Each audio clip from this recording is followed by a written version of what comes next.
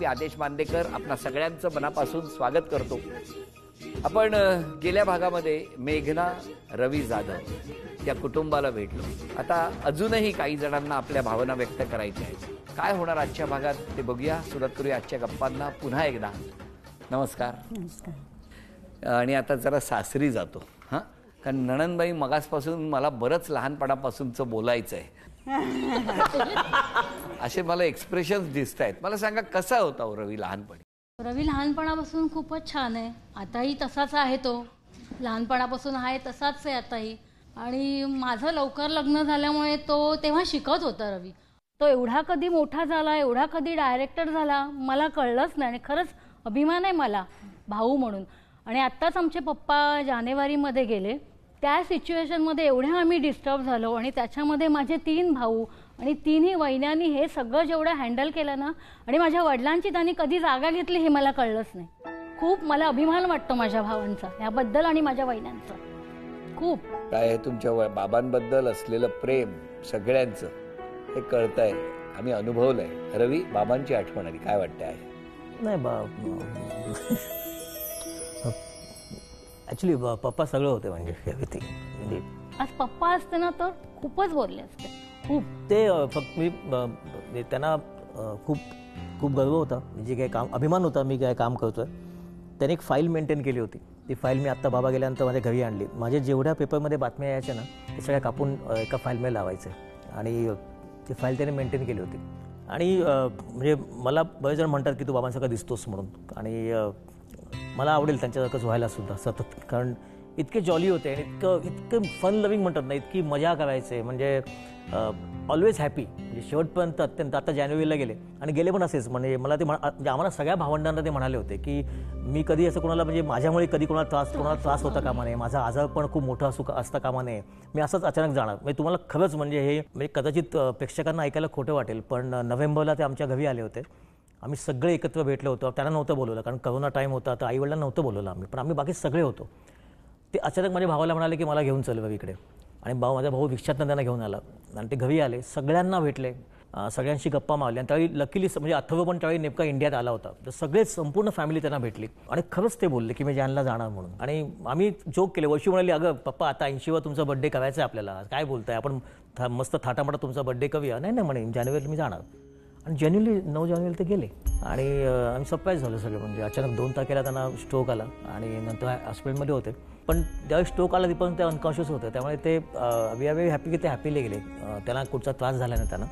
पप्पांची एवढे सगळे क्लोज आहेत ना, म्हणजे आमचे बाबा जेव्हा गेले तेव्हा मला वाटतं कोण जास्त घडत नव्हतं, सगळे शांत होते, कारण आई शांत होती माझी खूप। आणि मला तो किस्सा अजून आठवते की मग तेजसने माझ्या बाबांची आवडती साईबाबांची आरती ऐसा येई बा, तर ती ऐसा येई बा तेजसने त्यांच्या बॉडीजवळ लावली आणि देन सगळे एव्हरीबडी स्टार्ट करायचे। तिथपर्यंत सगळे शांत होते, म्हणजे तेजस असो, मुलं असो, भाऊ असो, सगळे 2 भाऊ सगळे शांत बसलेले। आणि आई पण आतमध्ये होती, पण ज्या द मोमेंट तेजसने ते मोबाईलला लावलं तिकडे मग एव्हरीबडी स्टार्ट काय। आणि we still miss him a lot. आणि मला वाटत नाही गेलेत, म्हणजे आमची सोबत आहेत सतत 24 तास त्यांची आवडीची आरती ती काकडा होती, आम्ही सगळेच ती खूप आवडीने म्हणतो। नाही, पण मला तेच म्हणायचं आहे की बाबांसारखं व्हायला आवडेल असं तुम्ही म्हणालात। बाबांचं रागाच्या बाबतीत कसं होतं? पटकन चिडायचे? बाबा चिडायचे, पण मला एवढं आठवतं की बाबा नाही बाबा पटकन चिडायचे? हो, तुमच्यासारखेच? हो। आमच्या रवीमध्ये आमचे पप्पा आहेत थोडे, हो 100%। त्याच्यामुळे माझे पप्पा माझ्या भावांमध्ये आहेत, मला दिसतायत ते, मला खूप बरं वाटतंय त्याचं। तुम्ही कधी भांडलायत का रवी आणि तुम्ही? नाही याच्यावर आम्ही विश्वासच ठेवणार नाही, पण तो माझ्यापेक्षा लहान आहे तो, तरी तो मला बडबडतो, मला फोन करून ओरडतो आणि तू ऐकून घेता? हा, मी ऐकून घेते। 1 मिनिट, ह्या कधी ऐकून घेतील असं वाटतं का? नाही, मी मेघाला सांगते। तुम्ही जावई ना या कुटुंबाचे, पण बघा ना बाबांची आठवण काढली आणि तुमच्या डोळ्यात पाणी आलं, म्हणजे काय काय नातं आहे बघा ना, हो ना? त्यांनी मला पण ना जावे म्हणून कधीच ट्रीट केलं नाही। हां, एक म्हणजे आमचा जो ग्रुप होता, म्हणजे मी आहे म्हणा, रवी आहे म्हणा, आम्ही सगळे म्हणजे एकत्र म्हणजे जॉली असं सगळ्या गोष्टीवर आम्ही चर्चा करायचो, सगळ्या गोष्टीवर आमचे बोलणं असायचं, कधीही कोणी आम्ही एकदम सगळे जॉली। बरं मला एक सांगा, ह्यांचा स्वभाव कसा आहे? ही स्वभाव तापट आहे ती, ही तापट आहे। बाबा तिकडे पण आहेत, ही तापट आहे, माझ्यात पण पप्पा ही तापट आहे। तापट आहे. तुमच्या लग्नाला किती वर्ष झाली? माझ्या लग्नात 30 वर्ष पुढे. यांनी आता त्यांना बोलू द्या ना आज तरी. आज तरी बोलू द्या त्यांना मन मोकळेपणाने. बरं, यांनी जर स्वभावात बदल करायचा असेल तर कुठला केलेला? फक्त शांत राहा, बाकी सगळी सुखी आहे. शांत राहायचं. पण ते नाही ना इतक्या नाही वर्षात. नाही आता पॉसिबल नाही ते. हा? नाही पॉसिबल नाही. म्हणजे यांनी आशा पण सोडली. सोडलेली आहे. आता एक छोटासा खेळ आहे तुमच्यासाठी. माझ्यासाठी हा, आता एक खेळ असा आहे की समोर काही वस्तू ठेवल्या जातील आणि त्या डोळे बंद करून स्पर्शाने ओळखायच्या आहेत. 5ही वस्तू ओळखल्या तर वहिनींना मिळणार आहे झी मराठीकडून सोन्याची नथ. चणा आहे काहीतरी. अभिनंदन. डाळ म्हणजे आय थिंक चणा डाळ वाटते. अभिनंदन. हा, 2 झाले. हा, चवळी. अभिनंदन. मसूर. मसूर. अभिनंदन.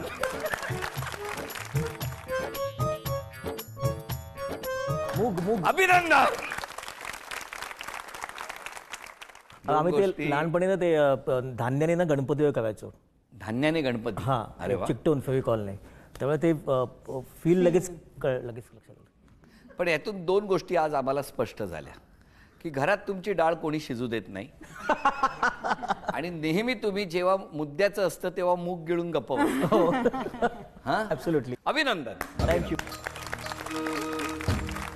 झी मराठीकडून ही सोन्याची नथ तुम्हाला मिळाली. अभिनंदन. वहिनी खूप सुंदर.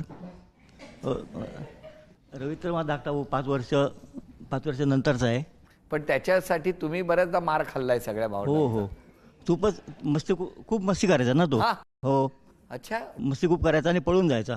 मार मारा पडायचा मग. आय आय ग, काय केलंय तो हे. ती खूप हौशी आहे, प्रेमळ आहे.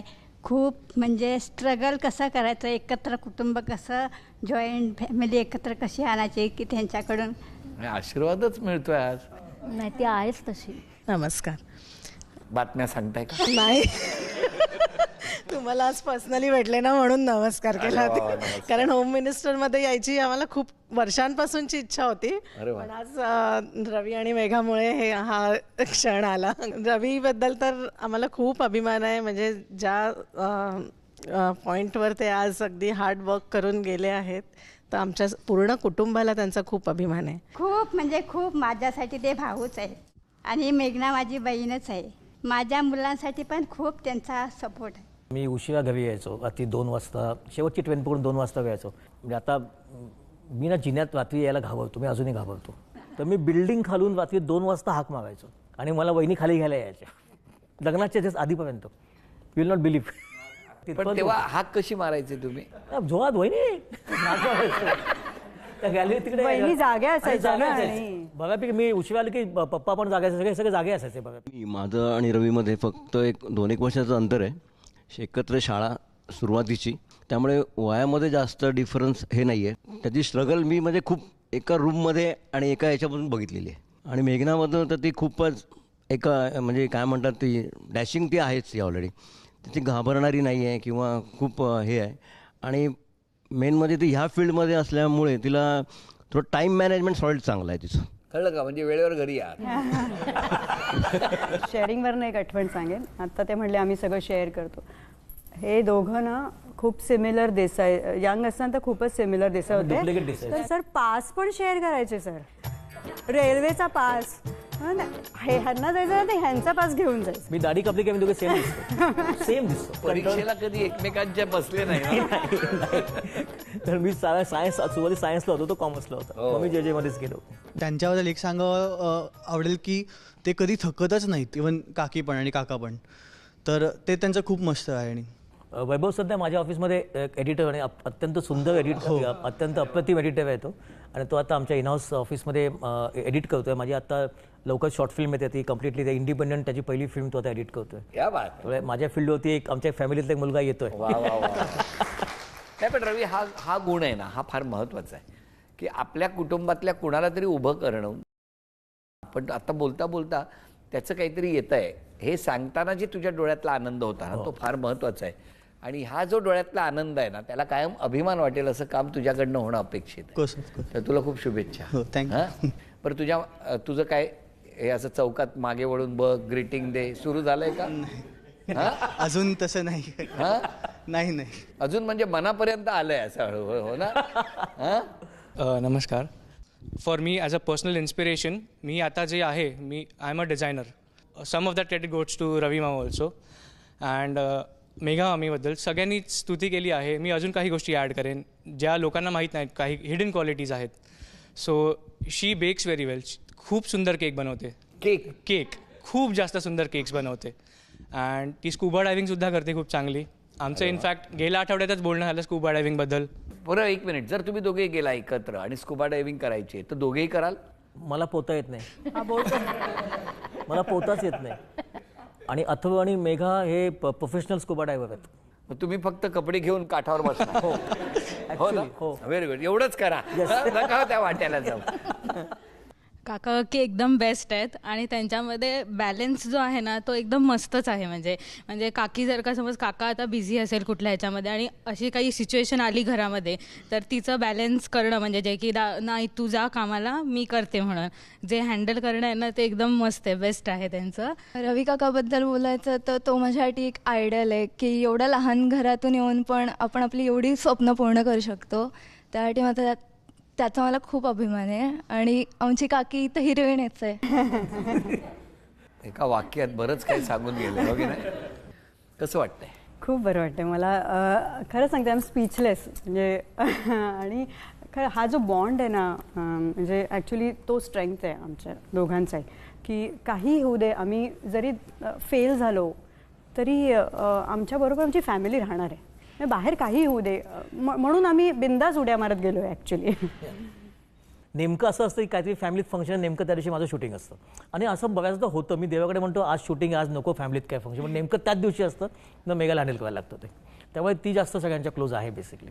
बघूया या सन्मानाच्या प्रसंगी आजही आमच्या या माऊलीला या खेळात सुद्धा बक्षीस मिळवून देणार का? तुम्हाला 3 चित्र दाखवणार आणि जर ती तुम्ही अचूक ओळखली तर या माऊलीला झी मराठीकडून तन्मणी बक्षीस म्हणून भेटू लागले. काय बघूया हे कोण आहेत हे ओळखायचं तुम्ही. परशुरामी ती काय? परशुरामी ती वैदेही परशुरामी. या, अभिनंदन. हा कोण आहे? शरद केळकर. अभिनंदन. हे भूता दुर्गुळे. डोळे एकदम भूताचे बोलके आहेत आणि ते तिचं मनात बलस्थान आहे आणि ते पटकन ओळखतात भूताचे डोळे. Very good. आपल्या लक्षात आलं का? दोन्ही मुली त्यांनी पटकन ओळखल्या. शरदचा फोटो एकदम रिसेंट आहे का लक्षात, पण तो शरद आहे. तो ते आमचा विषय चर्चेचा तो नाहीच आहे. तिकडे मात्र दोन्ही लगेच तुम्ही ओळखले. भूताचे डोळे एकदम पॉवरफुल आहेत लगेच. बरोबर. एक नाही सगळं सुरू होतं त्यावेळेला तुमची एक ऍक्शन आम्ही ऑब्झर्व करत होतो. तुम्ही असं काहीतरी बघत होता, ते काय होतं? बेसिकली मी डोळा म्हणजे नाक हे करतो, हाईड करतो, जास्त आईजवरती फक्त बघत असतो काय आहे ते. डोळ्यातनं बघायचं लक्षात येतं आणि मग एकदा डोळ्यातनं कन्फर्म झालं की मग नोज बघत असतो की काय होतं ते. ही सवय मी मॉनिटरवर नॉर्मली माझं सतत चालूच असतं की I just keep cropping the images. जशी तुमची स्टाईल आहे ना तशी अजून एक स्टाईल कायम माझ्या लक्षात राहिली, ती देबूदांची. त्यावेळेला फक्त असं करायचं, असं, आणि अशा पद्धतीने डोळे करून ते पूर्ण फ्रेम बघायचे की कशी दिसणार आहे. आज खूप लेन्सेस आलेत, पण ही जी स्टाईल आहे ना, हे असं जेव्हा जेव्हा होतं ना तेव्हा नजरेसमोर ज्येष्ठ कॅमेरामन देबू देवधर येतात. चित्र काढताना पण बऱ्याचदा पेन्सिल सुद्धा आम्ही असे पकडतो, एखादं पेंटिंग करताना सुद्धा आउट फोकस आणि फोकस होतो. हो. तर तसं आउट फोकस बघत असताना या फोकसमध्ये कधी तेव्हा तशा झाल्या का? सगळं ब्लर असताना एक काहीतरी शार्प दिसलं आणि त्यामुळे आयुष्य रंगीन होऊन गेलं, कलरफुल होऊन गेलं. तुम्हाला खूप शुभेच्छा आहेत. अभिनंदन. झी मराठीकडून हा तन्मणी तुम्हाला.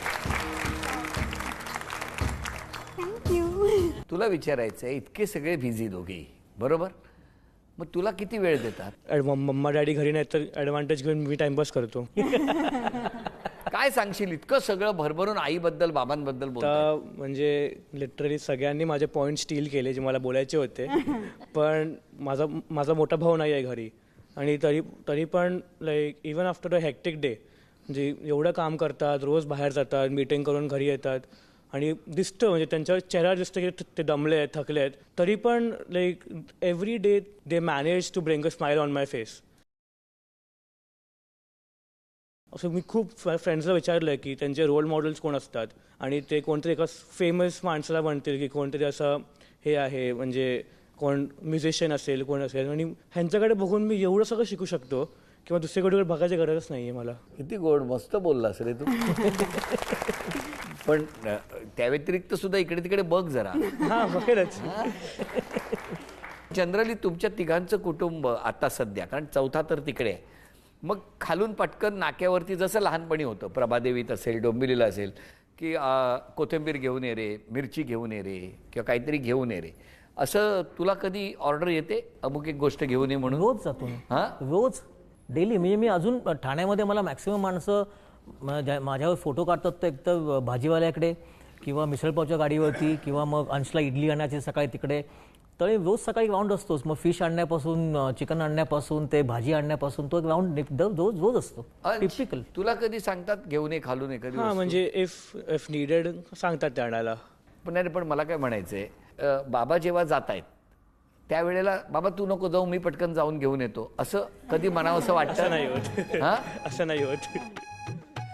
मग असं होण्यासाठी आम्ही काय करायला पाहिजे असं तुम्हाला वाटतं? नाही, ती म्हणजे असं होण्यासाठी हे एक कुठं नेक्स्ट जनरेशनसाठी थांबायला लागेल. झी मराठीच्या कुटुंबामध्ये रवी जाधव यांचं एक वेगळं नातं आहे. मी मराठी, झी मराठी ही टॅगलाईन पण माझ्यामध्ये रवी जाधव तुमचीच. हो. तर अशा खूप असंख्य झी मराठी कुटुंबाचे आम्ही सगळे सदस्य तुम्हाला खूप मनापासून शुभेच्छा देतो. तुमच्या मनातल्या सगळ्या इच्छा पूर्ण हो ही मनापासून प्रार्थना, शुभेच्छा. आणि त्याचबरोबर जी माऊली या संपूर्ण कुटुंबाच्या पाठी खंबीरपणे आहे, जिने या सगळ्या कुटुंबाला बांधून ठेवलं आहे, ह्या भावना याच कुटुंबाच्या आहेत. आत्ता क्षण आलेला आहे मेघना वहिनींच्या सन्मानाचा. तर वहिनींना मिळत आहे तथास्तु पुणे आणि कोल्हापूर यांच्याकडून पैठणी. अभिनंदन.